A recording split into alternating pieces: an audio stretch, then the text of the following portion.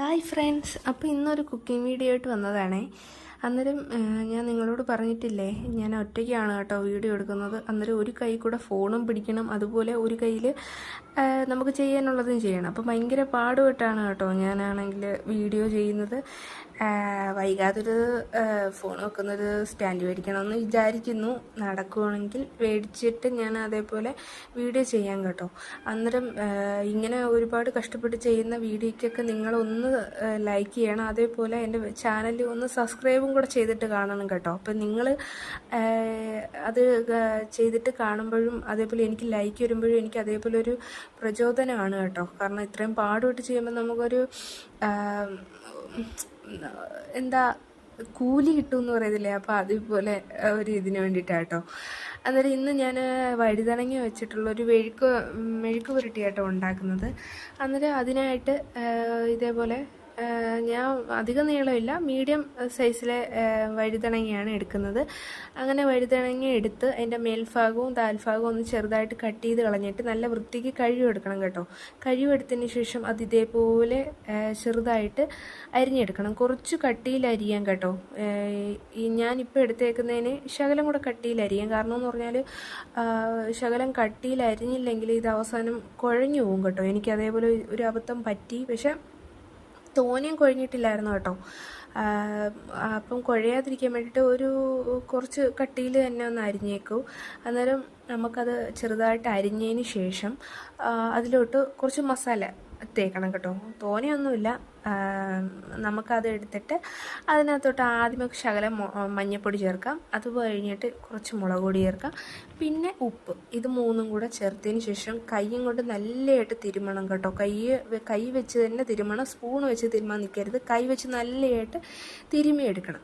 അങ്ങനെ തിരുമിയെടുത്തതിന് ശേഷം ഒരു 5 മിനിറ്റോ ഒരു 2-3 മിനിറ്റ് അതിന് ശേഷം നമുക്കിത് നല്ല എണ്ണയിലിട്ട് ഫ്രൈ ചെയ്തെടുക്കാം കേട്ടോ.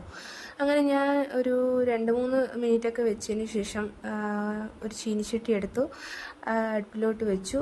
അങ്ങനെ ഞാൻ ഇന്നും കിംസിൻ്റെ തന്നെ സോയാബീൻ്റെ ഒരു ഓയിലാണ് കേട്ടോ എടുക്കുന്നത്. അപ്പോൾ എന്നും ഈ ഓയിൽ തന്നെ വെച്ചല്ല ചെയ്യുന്നത്. അപ്പം നമുക്ക് അവൈലബിളായിട്ടുള്ള, അതായത് സൺഫ്ലവറോ അങ്ങനെ കൈ കിട്ടുന്ന ഏത് വെച്ചാന്ന് വെച്ചാൽ അത് എണ്ണയും വെച്ച് ചെയ്യാം കേട്ടോ, വെളിച്ചെണ്ണയും വെച്ച് ചെയ്യാം.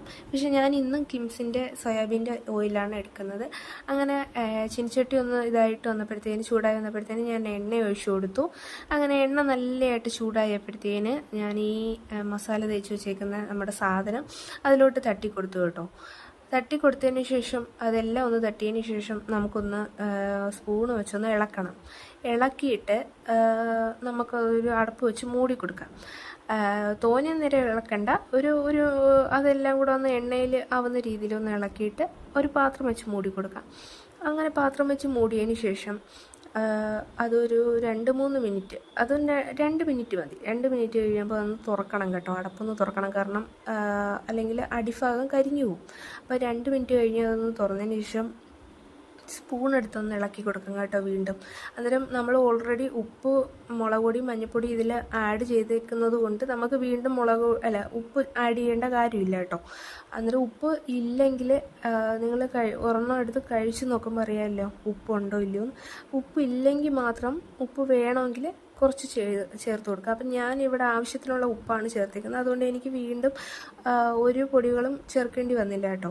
പിന്നീടുള്ള കാര്യമെന്ന് പറഞ്ഞാൽ അത് നല്ലതായിട്ടൊന്ന് ഇളക്കിയിട്ട് നമുക്ക് ഇനിയിപ്പോൾ ആ എണ്ണയിൽ കണ്ടല്ലോ, നിങ്ങൾ വിചാരിക്കും ഇത് എണ്ണ കൂടുതലാണെന്ന്. എണ്ണ കൂടുതലൊന്നും അല്ല കേട്ടോ, ഇത് ഫ്രൈ ചെയ്യാനുള്ള എണ്ണയേ ഉള്ളൂ. കൂടുതലായിട്ട് തോന്നാം, പക്ഷേ ഇത് ഫ്രൈ ആവുന്നതിനുള്ള എണ്ണയേ ഉള്ളൂ കേട്ടോ.